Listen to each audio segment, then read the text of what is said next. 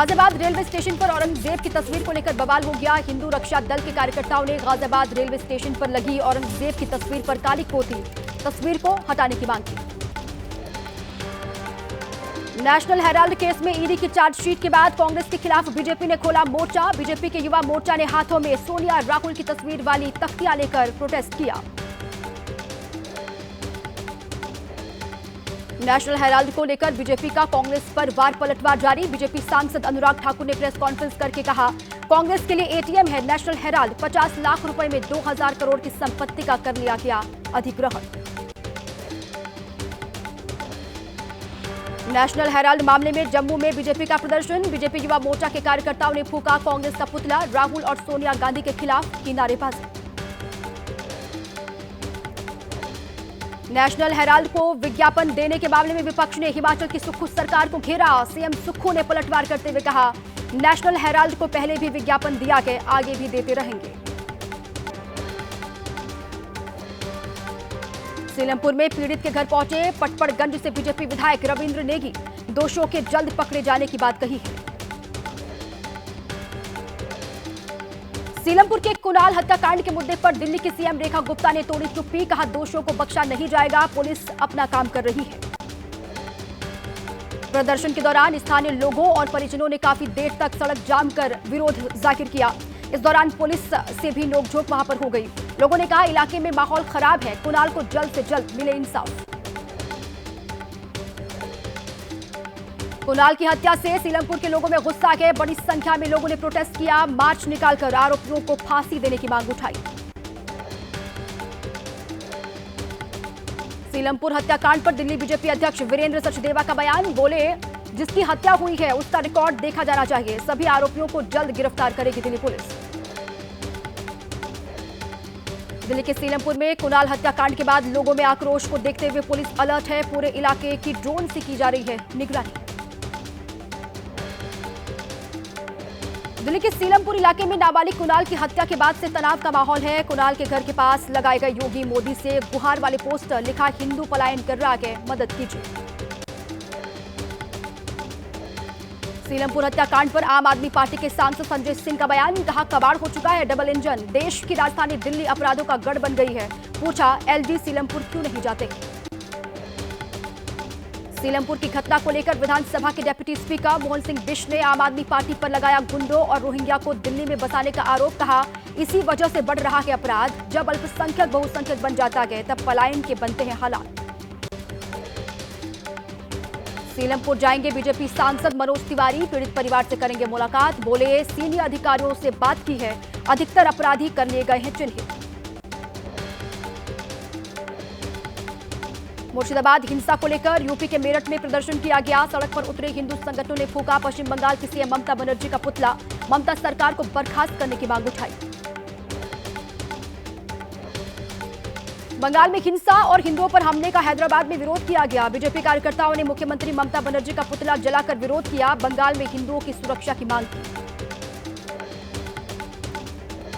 मालदा में दंगा पीड़ितों से एनएचआरसी की टीम ने मुलाकात की। मुलाकात के बाद मालदा से निकल चुके हैं अधिकारी। मालदा के लिए रवाना हुए पश्चिम बंगाल के गवर्नर सीवी आनंद बोस। दंगा प्रभावित इलाके और शरणार्थी कैंप का दौरा भी करेंगे राज्यपाल। दंगा पीड़ितों से भी कर सकते हैं मुलाकात। पश्चिम बंगाल सरकार ने मुर्शिदाबाद हिंसा पर कलकत्ता हाईकोर्ट को रिपोर्ट सौंपी। कहा, पुलिस और प्रशासन के दखल के बाद हालात काबू में हैं। यूपी के श्रावस्ती में जुमे की नमाज को देखते हुए मुस्लिम बहुल इलाकों में बड़ी संख्या में पुलिस बल तैनात। सड़कों पर एसपी ने दल बल के साथ फ्लैग मार्च किया। संवेदनशील इलाकों में की जा रही है ड्रोन से निगरानी। पश्चिम बंगाल के मुर्शिदाबाद में हिंसा के बाद से व्यवसाय प्रभावित हुआ है। बीड़ी मैन्युफैक्चरिंग कारोबार पर खासा असर पड़ा है। विवादों के बीच पीएम मोदी से मिला दाऊदी बोहरा समुदाय का डेलीगेशन। वक्फ संशोधन कानून के लिए धन्यवाद दिया। कहा, पीएम ने उनकी लंबित मांगें पूरी कर दी। पश्चिम बंगाल के मुर्शिदाबाद में तैनात रहेंगे केंद्रीय बल। कलकत्ता हाईकोर्ट ने मुर्शिदाबाद में केंद्रीय बलों की तैनाती जारी रखने पर सुरक्षित रखा अपना आदेश। देहरादून पहुंचे मुख्यमंत्री पुष्कर सिंह धामी। बीजेपी के वक्फ सुधार जन जागरण कार्यक्रम में शामिल हुए। मुस्लिमों को जागरूक करने के लिए बीजेपी ने शुरू किया है ये अभियान। उत्तर प्रदेश के डीजीपी ने संभल के सीओ अनुज चौधरी को क्लीन चिट दी। अनुज के बयान को नहीं माना गया गलत। अनुज चौधरी के ईद पर सेवैया और होली पर गुजिया वाले बयान पर विवाद हुआ था। दिल्ली में जलभराव की स्थिति का सीएम रेखा गुप्ता और पीडब्ल्यूडी मंत्री प्रवेश वर्मा ने जायजा लिया। मिंटो रोड ब्रिज का निरीक्षण किया। लापरवाही बरतने वाले अधिकारियों को फटकार भी लगाई। बरसात से पहले एक्शन मोड में दिल्ली सरकार। सीएम रेखा गुप्ता ने विभागीय अधिकारियों के साथ जल जमाव, नालों की साफ सफाई और ट्रैफिक जाम की व्यवस्था को लेकर मीटिंग की। स्कूलों में पहली कक्षा से हिंदी पढ़ाने के मुद्दे पर महाराष्ट्र की सियासत में टकराव देखने को मिल रहा है। दादर इलाके में एमएनएस ने राज ठाकरे की तस्वीर के साथ लगाए पोस्टर, हम हिंदू हैं लेकिन हिंदी नहीं। हिंदी को लेकर देवेंद्र फडणवीस को संजय राउत ने घेरा। कहा भाषा की राजनीति करना चाहते हैं मुख्यमंत्री। मराठी के अपमान का लगाया आरोप। राज ठाकरे को भी घेरा।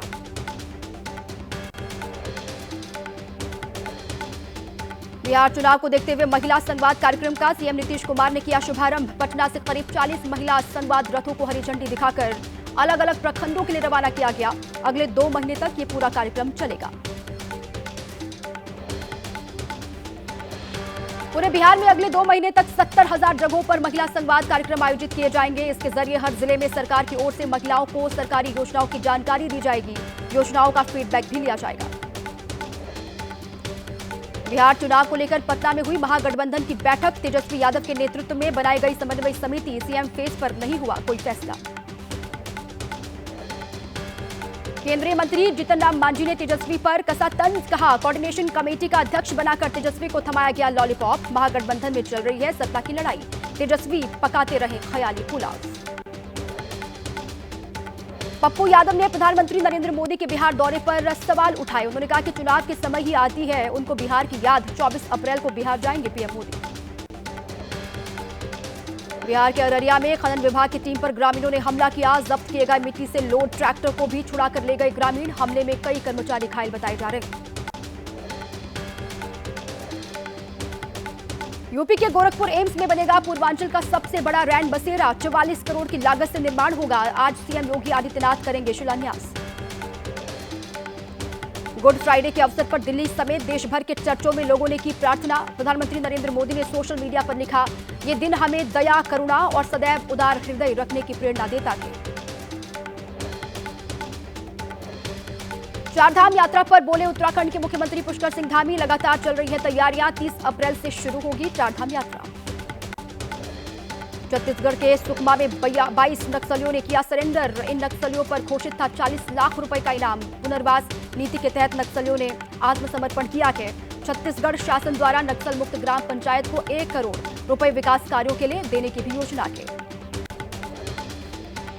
कोलकाता में हुगली ब्रिज पर एक बस जलकर खाक। बस में सवार 40 यात्री थे। यात्रियों ने बस की खिड़कियों से कूदकर अपनी जान बचाई। आग लगने की वजह अभी तक साफ नहीं। मध्य प्रदेश के खरगोन में पीडब्ल्यूडी दफ्तर में खड़ी कार में संदिग्ध परिस्थितियों में आग लगी। शादी में फोड़े गए पटाखे बताए जा रहे हैं कार में आग लगने की वजह। मामले की जांच पड़ताल कर रही है स्थानीय पुलिस। भदोई के सूत मिल में लगी भीषण आग। दमकल की कई गाड़ियों ने देर रात लगी आग की लपटों पर सुबह काबू पाया। करोड़ों का सामान जलकर राख हुआ। शॉर्ट सर्किट की वजह से आग लगने की आशंका।